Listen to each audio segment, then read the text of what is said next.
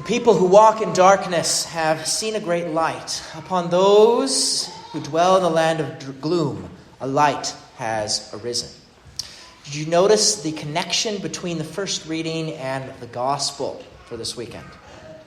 The first reading is from Isaiah that is quoted again in the gospel. The prophecy of Isaiah speaks of the darkness and gloom that many were experiencing during his time. There were many who felt that life was simply hardship and misery. And perhaps there are times when we feel it's the same thing for us as well. But in that prophecy, it speaks of a light shining upon us to draw us out of darkness. And in the gospel, we discover who this light is, the light of the world, Jesus Christ. That God does not desire that we live in misery, but experience relief from burdens and find his abundant joy. He came as our Savior. And so we can apply this to many different ways in which we or others may experience darkness in our days. But I wanted to reflect on one in particular as it's connected with what the United States Church calls us to do every January 22nd, which is tomorrow, calling us to a day of prayer and penance for the legal protection of unborn children. We are to pray for the full restoration of legal guarantee of the right to life, and to make acts of reparation for the violations against the dignity of human persons, in particular for those that were committed against them through abortion. January 2nd is the day that's chosen for this, as exactly 50 years ago, the Supreme Court ruled in their Roe v. Wade decision that legalized abortion. This past summer, though, light has shone in this area of darkness when, on June 24th, the Dobbs v. Jackson decision overturned that earlier case, determining that the Constitution doesn't give a right for abortion. So it returned the legal question back to individual states, though it didn't eliminate abortion. There's many laws that are still hostile to unborn children. Changing of laws is important, but it's not enough. What is needed is the transformation of hearts to really lift the great darkness from our country, so that it would be something unthinkable to do. In our second reading, St. Paul warns us against divisions and rivalries. And with regard to abortion, the division in our country just seems to continue to have intensified. So we as Christians, we need to be united, as he says, in one mind and one heart for one purpose. And so to do this, the bishops in the United States have proposed something called Walking with Moms in Need. I mentioned it several months ago as I called individuals from our parishes to participate in this program. See, often pro-abortion advocates will say that pro-life individuals only care about the children, but don't care about the mothers at all. Of course, that's certainly never been the reality. Walking with Moms in Need, then, is a renewal of our care for both children and mothers. Because that's a question that each of us should ask, is that if a woman were to come to you struggling with an unexpected or challenging pregnancy, if she turned to you for assistance, would you know what help is available? Could a mom struggling to care for her children turn to our parish members and find local assistance? Because what does it mean to help a mother in need?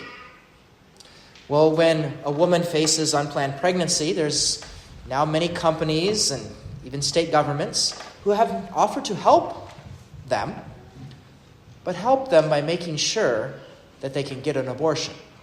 That's the help they offer. Come to our state if your state doesn't allow it. We'll make sure it gets taken care of. We'll make sure that you can travel and make sure that child goes away. It's the woman's choice, they say, but the only choice that she's given is that of abortion. But we instead believe that walking with moms in need entails a different kind of help.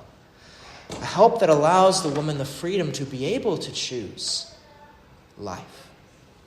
And so we have a group of individuals that are already begun gathering from our parishes to work on this. They've started meeting to enact a very simple process. First is to find out what help is already available here in our local areas for women that may be pregnant or parenting in difficult situations. Second, to identify what types of support might be missing, and to seek to how do we fill in those gaps. And then third, determine how, as parishes, we can be part of strengthening this local support to be able to walk with moms in need. So what kind of help might there be available, or we want to make sure that people know of? Well, first is resources directly related to pregnancy, whether it's pregnancy help centers, mobile ultrasound units, medical practices that offer prenatal, OBGYN, postpartum care, Catholic or other community hospitals and clinics, maternity homes with short or long-term housing.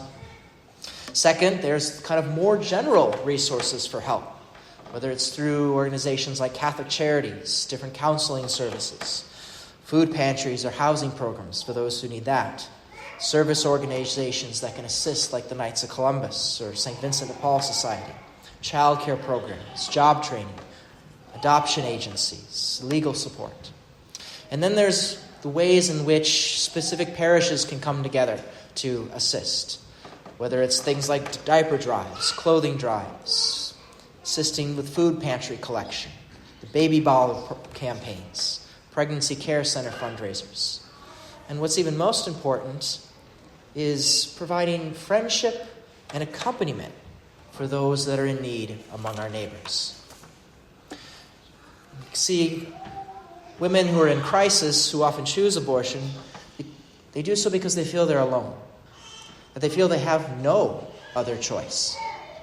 They often know intuitively that the unborn is indeed a child, but to have a baby seems to be a death to what their life would have been. They seem to face a kind of darkness and gloom, regardless of the way they turn. And that's where the light of Christ must be brought to shine. That the Lord may come, their light and their salvation, to become convinced that the Lord is my life's refuge. Of whom or what should I be afraid? So how can this happen? How can Christ's light come to those most in need? Well, we see in the gospel that when Jesus came, he invited Peter and Andrew, James and John, to join him in bringing people out of darkness. I will make you fishers of men. Jesus, therefore, calls us to follow him as well, just like the apostles. And as it happened right in the midst of Peter and Andrew and James and John's everyday moments, right out when they were fishing, so too we need to listen to Jesus, because he will speak to us and call us right in the midst of our normal circumstances. What will be our role that he'll ask us to do? Come after me, and I will make you fishers of men.